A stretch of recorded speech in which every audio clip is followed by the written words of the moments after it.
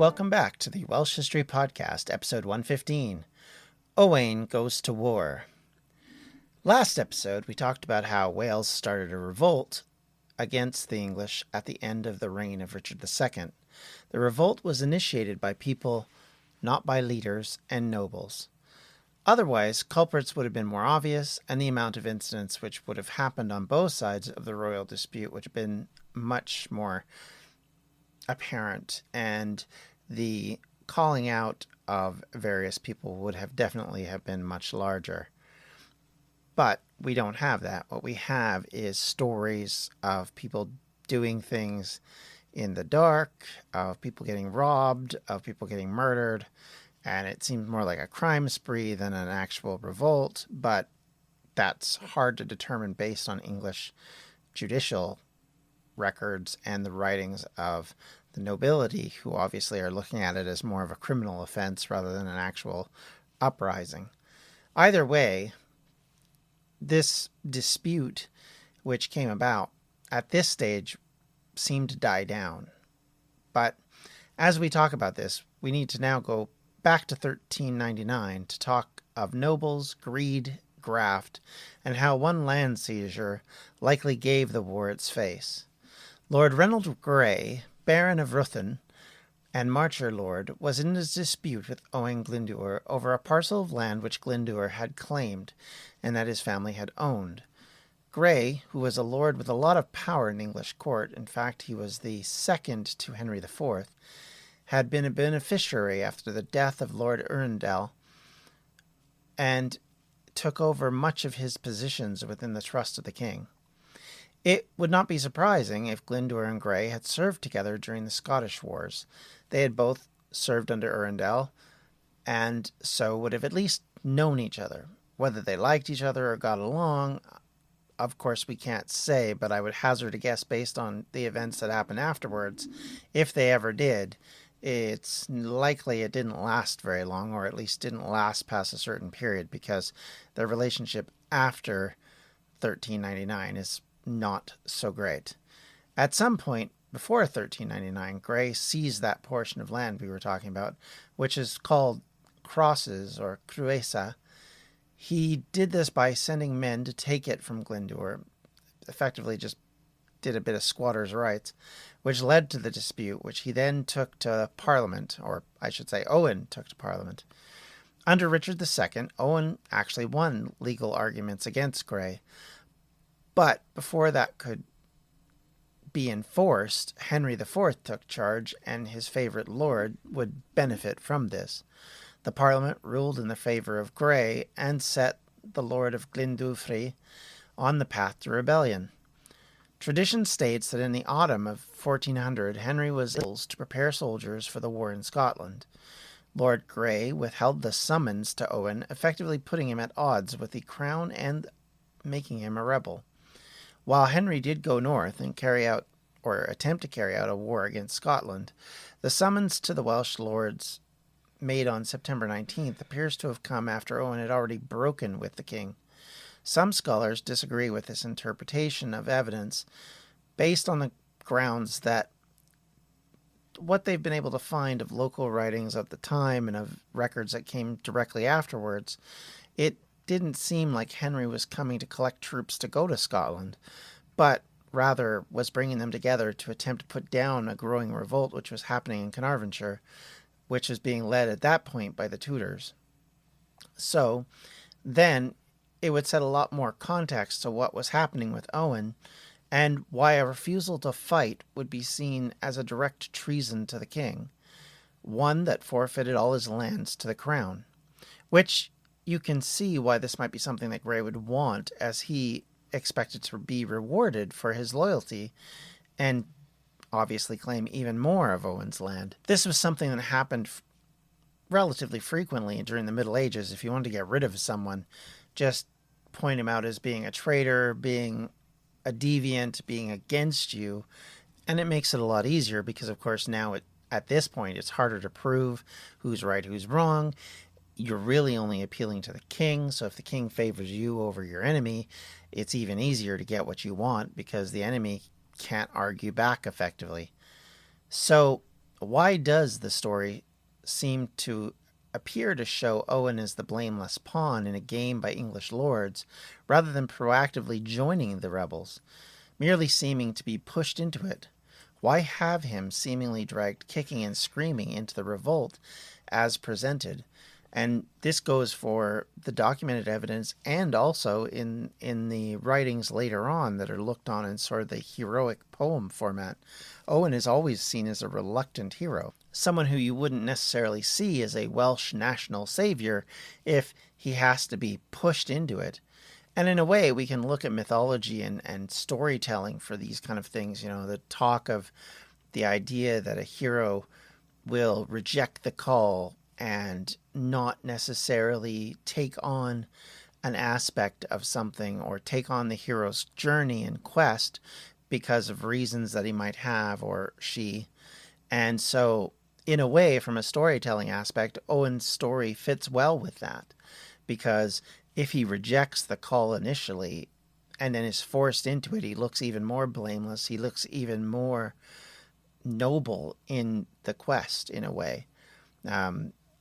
Thinking in more modern terms, think of a Luke Skywalker in a Star Wars story, or any of the other films and novels you read and see. Quite often the heroes will have a point that forces them into making a decision that initially they were skittish to make. So in a way, it's playing off that mythological idea. In this case, it seems to be accurate based on what we have. It doesn't seem like he was pushing or trying to become something different. He was allied with the English. He fought wars for the English. He represented and worked with the English on a number of occasions and was a judicial figure within the English crown. So, in a way, it's easy to say and see that he wasn't trying to go this route. But if the Scotland story has something that comes after it, and it's something that's remembered by people rather than documented history, there'd still be a very good reason for it. In retrospect, it makes Grey look worse. It does initially set Owain as the chosen rebel, but a rather reluctant one, as I said. Someone who, after the fact, would be seen as sympathetic in English eyes, especially when judging others who sided with him. Obviously, if you're going for a pardon, it sure looks better if your lord that you followed wasn't someone who actively wanted to betray the king, but someone who was pushed into it. However, if that was the goal, another story came out at this point that may as well have been just as flawed. According to the story, shortly after declaring himself a rebel, Owain would meet with his followers, his family, and his friends, and likely those who served with him or for him. In the traditional story, Owain was betrayed by Grey and would have decided to call an assembly of these friends, relatives, and others. And it was during this assembly or discussion that they proclaimed him Prince of Wales, and in these stories, created later, had, in the perspective of the English, had been calling for the death of Henry IV and his son, the English Prince of Wales, and heir apparent, also named Henry, who would later be Henry V. This would mean Owain was proclaimed Prince of Wales in September of 1400, according to this version of events, likely around the 16th to 18th. If so, this becomes a significant step along the road, one that sets him out as someone who sees himself creating a nation, not just rebelling against a monarchy as a subject. However, that seems to go against what we knew leading to this point. Owain himself only starts to use the designation of Prince of Wales in later years. It was at least 2 years later, and possibly as late as 1404, while trying to win foreign allies, that he starts to use this title exclusively. And it's hard to speak to the French with the title of squire or baron in the English monarchical system. When you want to talk to a king, you want to talk on an equal or at least within range level. And especially when you're trying to create an alliance with a grand enemy of England, one who is willing to throw troops and money at you to try and destroy them and to win the independence you're trying to get. So it makes some sense that he would then appeal to that title. It's a title that's well known. It's a title that's been kicking around for 100 years within the English monarchy, but obviously has another almost 1,000 years of relevance to Wales, even if the title itself only existed within the last 200 to 300 years. Once again, the story of Owain as a national leader was important to the overall story of the revolt. It makes sense story-wise to have them not just as a rebel, but to establish a new head for that rebellion. But from a practical sense, Owain was out on a limb, which to this point had typically been a terribly short one for pretenders to the title. And logically, his support system in 1400 was much smaller and much narrower than it would be later. The idea that he was a national hero at this stage is more myth-making than reality. It doesn't discount the fact that Owain would become a hero, yet at this stage, and in this point of the upheaval, thoughts of kingdom were not quite there yet. Hello, this is Gary Chahot welcoming you to check out the French History Podcast.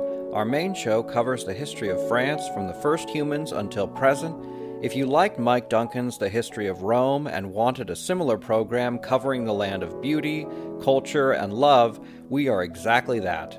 We also host world-renowned scholars who have delivered guest episodes on their specialties, including 18th century pirates, revolutionary booksellers in 20th century Paris, the special friendship between the Marquis de Lafayette and Thomas Jefferson, and numerous others.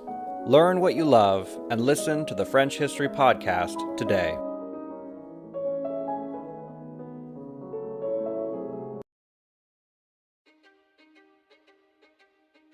History is complicated. The story of human progress is long, messy, and riddled with controversies big and small. On Conflicted, we dive headfirst into history's most infamous events and contentious figures. We try and untangle the good from the bad, the fact from the fiction, and the monsters from the misunderstood. Was Genghis Khan a murderous butcher or a civic pioneer? Did the Allied powers go too far in firebombing the German city of Dresden at the twilight of World War II? And how did the Marquis de Sade acquire such a sinister reputation? And was any of it true? These are just a few of the tough questions we wrestle with and investigate on Conflicted. So if you love history or just enjoy a good story, please join me, your host, Zach Cornwell, for a fascinating new topic each and every month. Conflicted, a history podcast, is available on Spotify, Apple, or wherever else you get your podcasts. I hope to see you soon.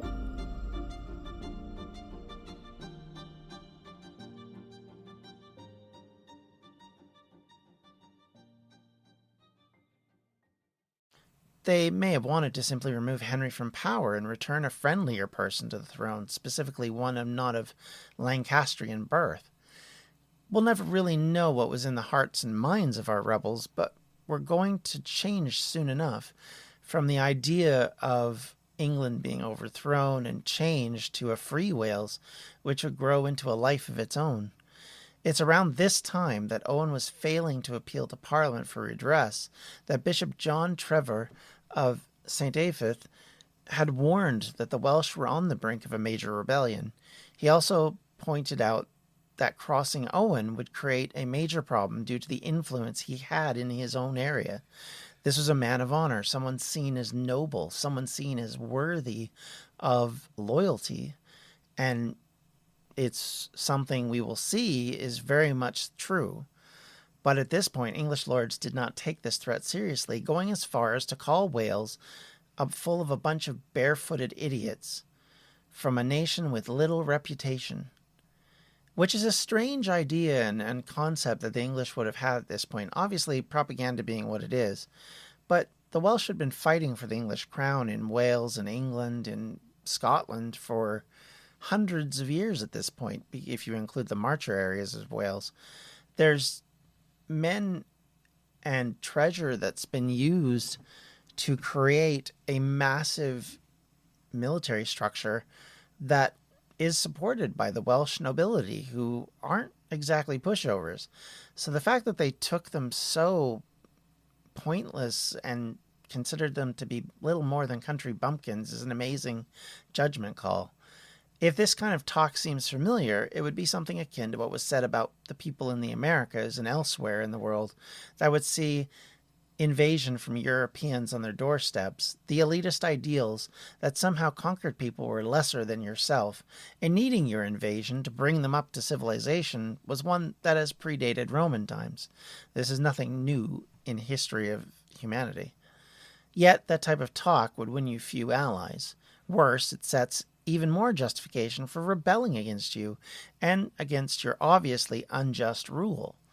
The Welsh nobility often is referred to as the, and I'm going to massacre this, so my apologies, but I'll try my best, the Achulwer, and they were to feel the pain of 100 years under English control and were, much like Owain, finding the disadvantages of becoming more pronounced under this new Lancastrian monarch.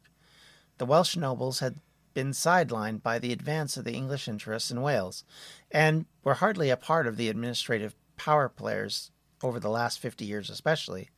Entire generations of rich nobility were stuck without a way to continue to advance their holdings, even if they could in places like the English possessions in France. It was not enough to raise them much on the ladder of power. You can gain all the wealth in the world and still be stuck with next to no power in the system that the English had created. There is some argument that these powerful men were instead seeing that they were never going to be in control and never going to have influence.